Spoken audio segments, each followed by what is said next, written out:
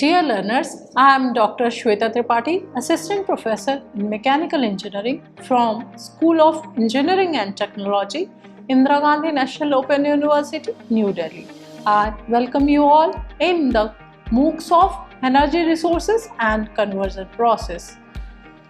In this module, we are going to discuss the environmental impact of energy conversion.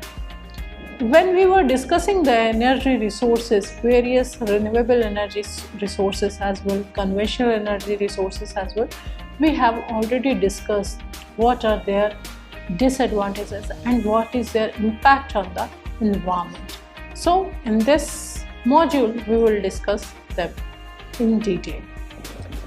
The learning outcomes of this module is to understand the relation of energy, economy and environment, to discuss the greenhouse effects, its causes and effect, to discuss global warming and its causes and effects, to discuss ozone layer depletion and its causes and effects, and to understand Montreal Protocol.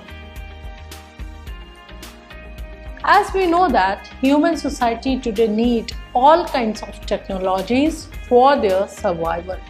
Everyday technology requires an energy source to work. In this process, we make use of many energy sources. It is a hard fact that waste products are produced when we use any kind of energy resource. The use of an energy source depends on the amount of energy available, ease of distribution, and the extent to which energy can be concentrated and the convenience with which it can be used. So we can say that we only are responsible for the intelligent and safe use of energy and its resources, and hence to save our environment as well. So only we are responsible for this. So when we try to understand energy, we have to understand energy resources and their limitations along with their impact on environment.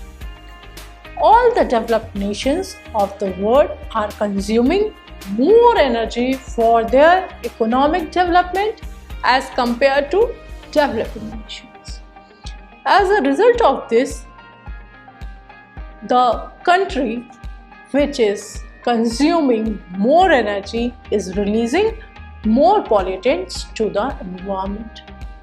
So we can say that the energy, economy and environment all are closely related.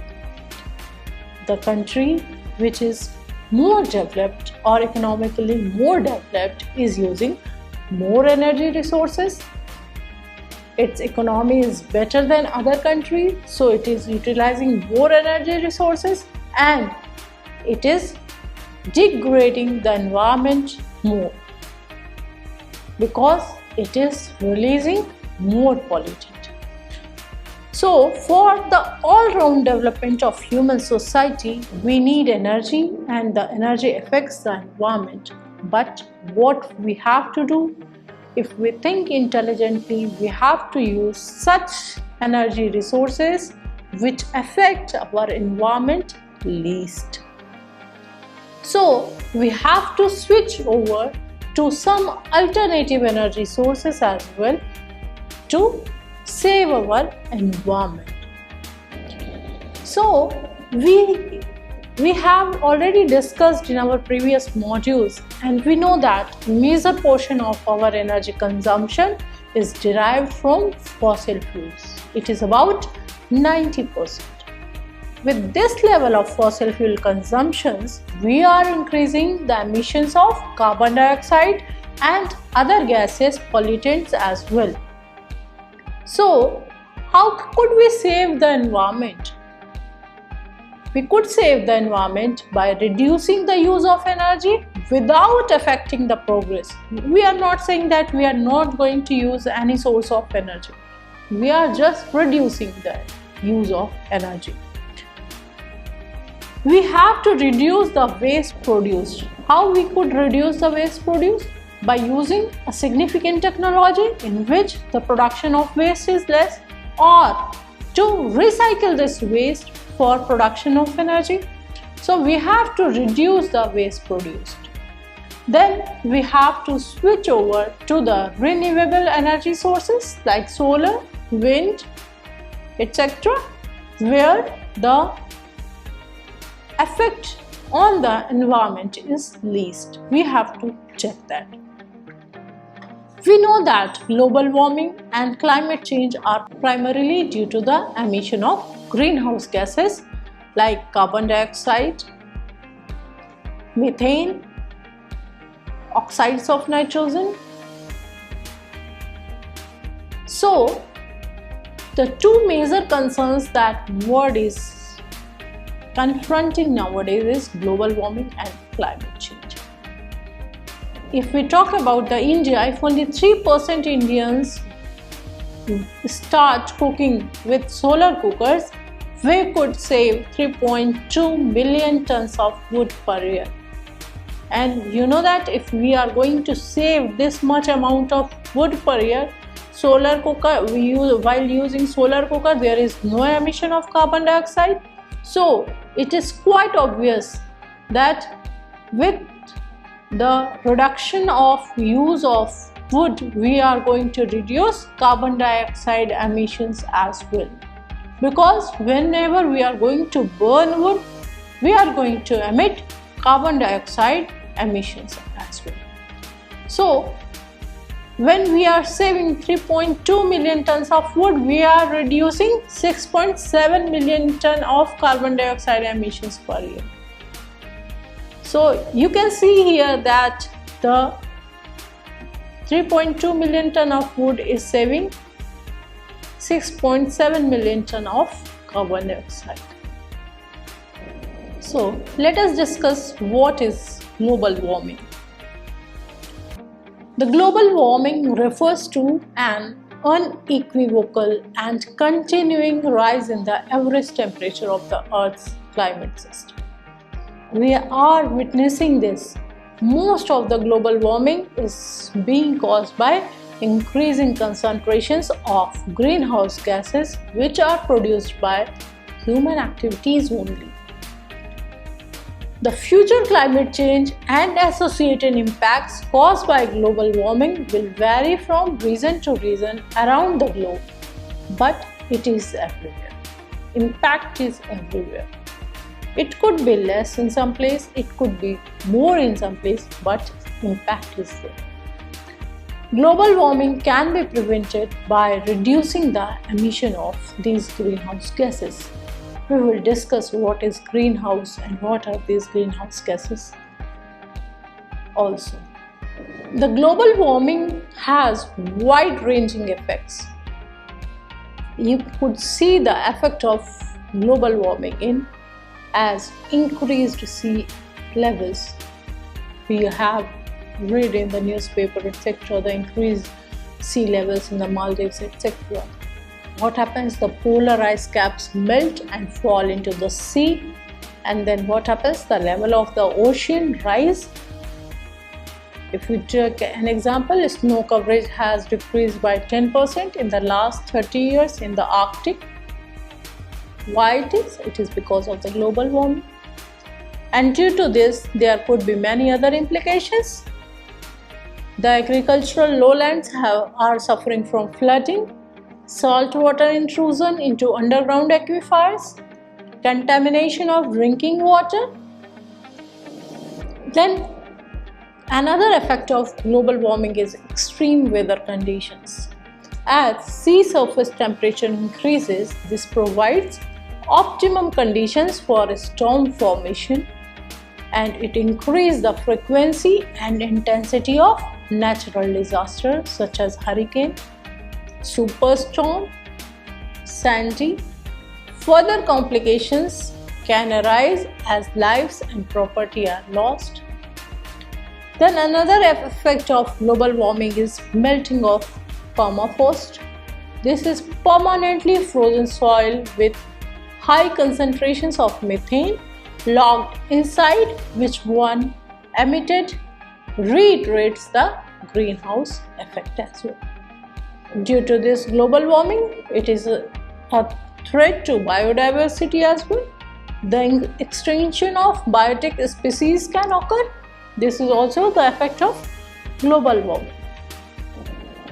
So, as we know that this global warming is because of the greenhouse gases. The emission of greenhouse emissions are causing, or the greenhouse effect is the reason for this climate change and global warming.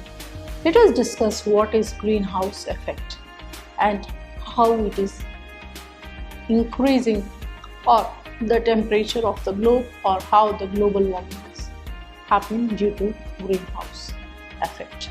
The greenhouse effect is the process in which greenhouse gases absorbs radiation, which are generally the infrared rays, and then they re-radiates it in all the directions. Since part of this re-radiation is back towards the surface and the lower atmosphere, it results in an elevation of the average surface temperature above what it would be in the absence of the gases. How it works?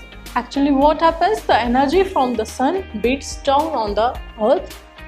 The atmosphere reflects about 30% of the solar radiation back into the space.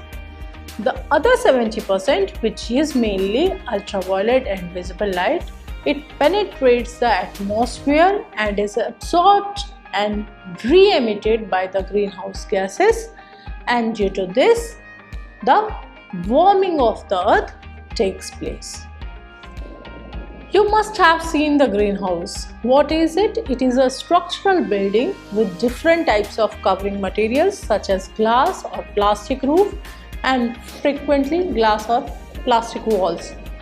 It heats up because incoming visible sunshine is absorbed inside the structure.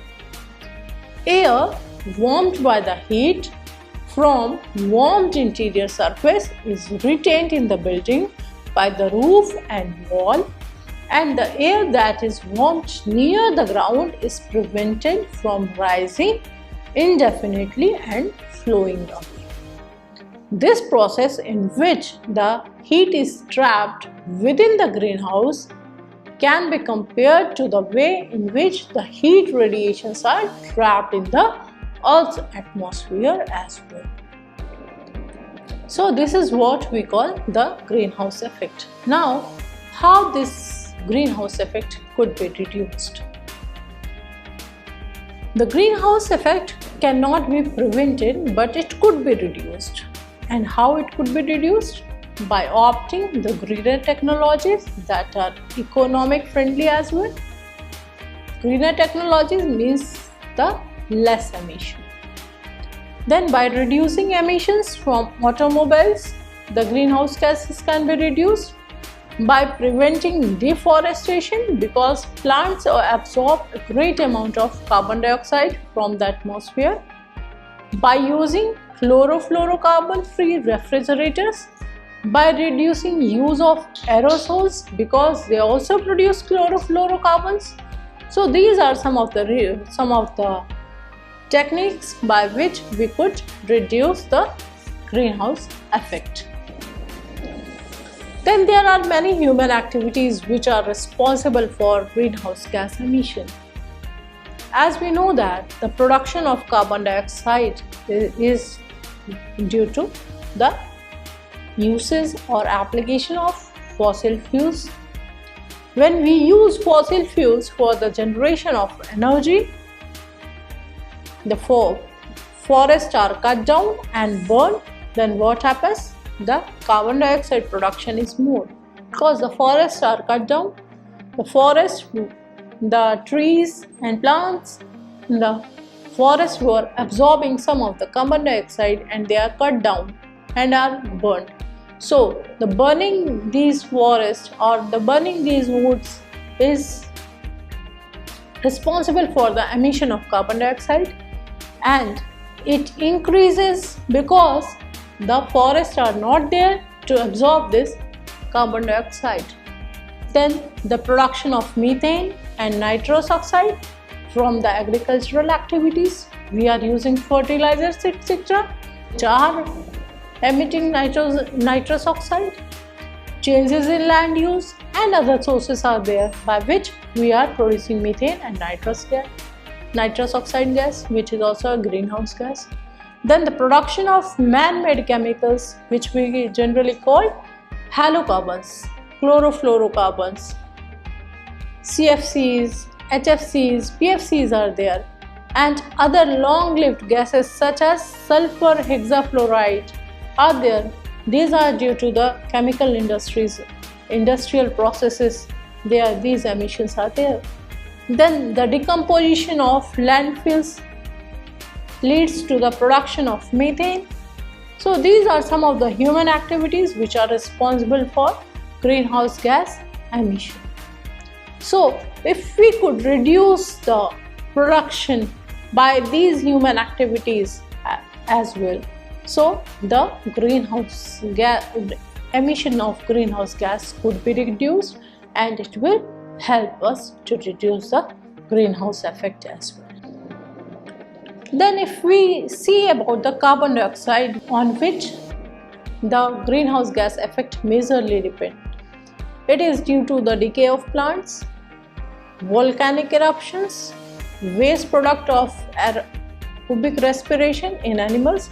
So this is what the production of this greenhouse gas effect due to natural processes, which is beyond our control. We could not control these, but we could control the human activities. According to BBC, carbon dioxide is responsible for 60% of the enhanced greenhouse effect.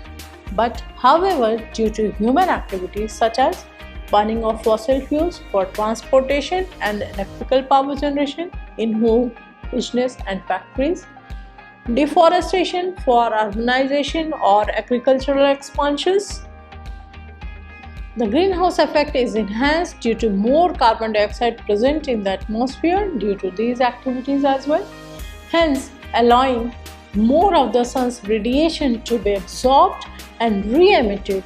This has caused the earth to become excessively warmer. That is what we were calling the global warming. Now, what are these greenhouse gases? The greenhouse gases are carbon dioxide, methane, nitrous oxide. If we talk about the greenhouse gases, it is a colorless, odorless, non-flammable gas and is the most prominent greenhouse gas in Earth's atmosphere. Methane, it is also a colorless, odorless and flammable gas. It is formed when plants decay and where there is very little air. Each year we add 350 to 500 million tons of methane to the air by raising livestock, coal mining, drilling for oil and natural gas, rice cultivation and garbage sitting in landfills. What we have to do, we have to sequester this carbon dioxide. We have to store this carbon dioxide for some use. Similarly, we have to store this methane also for the production of natural gas, etc. Then comes the nitrous oxide. It is another colorless greenhouse gas with sweet odor. It is primarily used as an anesthetic because it reduces pain, and for this characteristic it is also known as laughing gas. This gas is released naturally from oceans and by bacteria in soils. Nitrous oxide has risen by more than 15% since 1750. The fertilizers that we are using are also emitting nitrous oxide. So we have to reduce the emission of this nitrous oxide. It is also emitted from the automobiles. So we have to reduce this. Another greenhouse gas is fluorocarbons. We know that the fluorocarbons are general term for any group of synthetic organic compounds that contains fluorine and carbon.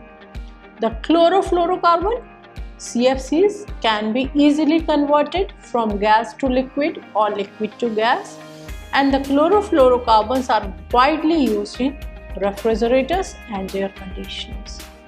When chlorofluorocarbons are emitted into the atmosphere, they break down ozone molecules in the Earth's ozone layer as well and lead to the ozone layer depletion. We will discuss this separately. The substitute for chlorofluorocarbons is hydrofluorocarbons, that is HFCs. The HFCs do not harm or break down for the ozone molecule, but they do trap heat in the atmosphere, making it a greenhouse gas, adding in global warming. HFCs are used in air conditioners and refrigerators. Let us first discuss what ozone layer is. Ozone is generally a molecule which is containing 3 atoms of oxygen. It is very rare in our atmosphere, averaging about 3 molecules of ozone for every 10 million air molecules. That is, it is in ppms, parts per million. In spite of this small amount, ozone plays a vital role in the atmosphere. Ozone is mainly found in 2 regions of the Earth's atmosphere. Most ozone, about 90%, resides in a layer that begins between 6 and 10 miles, that is 10 to 17 kilometers above the Earth's surface, and extends up to about 30 miles, that is 50 kilometers. So ranging from 10 to 17 kilometers to 50 kilometers. And this region of the atmosphere is called the stratosphere. We have discussed this stratosphere in our solar energy module as well. The ozone in this region is commonly known as the ozone layer. So the ozone that is in stratosphere is known as ozone layer. Ozone present in the stratosphere plays a beneficial role by absorbing most of the biologically damaging ultraviolet sunlight. The absorption of ultraviolet radiation by ozone creates a source of heat. Ozone thus plays a key role in the temperature structure of the Earth's atmosphere. Without the filtering action of the ozone layer, most of the sun's ultraviolet radiation would penetrate the atmosphere and would reach the Earth's surface. Many experimental studies of plants and animals and clinical studies of humans have shown the harmful effects of excessive exposure to ultraviolet radiation. At the Earth's surface, ozone comes into direct contact with life forms and displays its destructive side, hence it is often called bad ozone.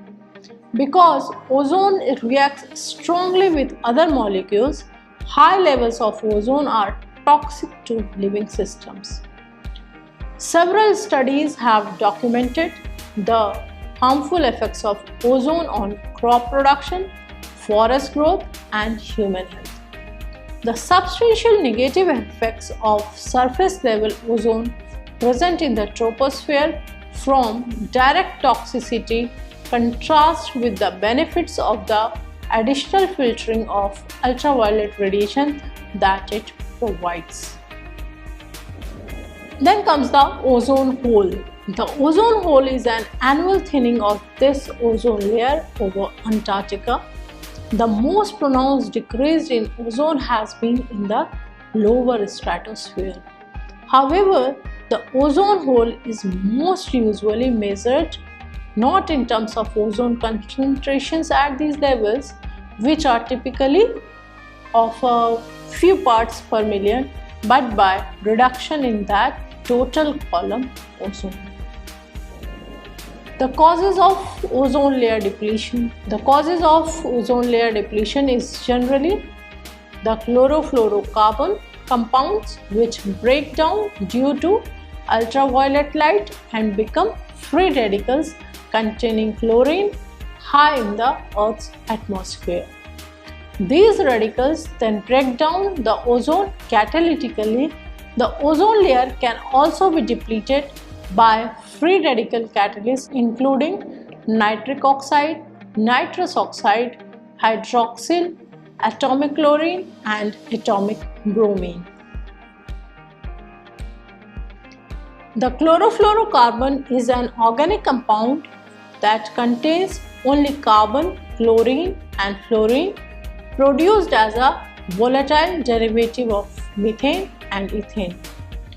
Chlorofluorocarbons are anthropogenic compounds that have been released into the atmosphere in various applications such as in air conditioning, refrigeration, blowing agents in foams, insulations, packing materials, propellants in aerosol cans and as solvents. We have to reduce the uses and application of these chlorofluorocarbons to decrease or to mitigate the emission of these chlorofluorocarbons to save the ozone layer. The Montreal Protocol. Through an international agreement known as the Montreal Protocol on substances that deplete the ozone layer, the governments have decided to eventually discontinue production of chlorofluorocarbons, carbon tetrachlorides and methyl chloroform, except for a few special uses, and industry has developed more ozone-friendly substitutes. All other things being equal and with adherence to the international agreements, the ozone layer is expected to recover over the next 50 years or so. So let us summarize whatever we have discussed today. We have discussed that the energy, economy and environment are closely related. For the all-round development of human society, we need energy which affects the environment. It is also interesting to see that a major portion of our energy consumption is derived from fossil fuels, and with the level of fossil fuels consumption, we are increasing the emissions of carbon dioxide and other emissions as well. We can help to save the environment by reducing the use of energy without affecting the progress, reducing the waste produced, and by using the renewable energy sources. We have discussed the effect of these gases, carbon dioxide and other gases, on the climate change and global warming in detail. We have discussed various greenhouse gases. We have discussed the greenhouse effect, which is usually defined as the heating of the earth due to the presence of greenhouse gases, and the temperature of the earth has reportedly increased by about 0.5 degrees centigrade during the past century, which is widely referred as global warming. We have discussed the effects of this global warming. We have discussed the ozone layer depletion, its causes and effects. We have discussed Montreal Protocol as well. We will discuss the Kyoto Protocol and clean development mechanism in our next module. Thank you very much.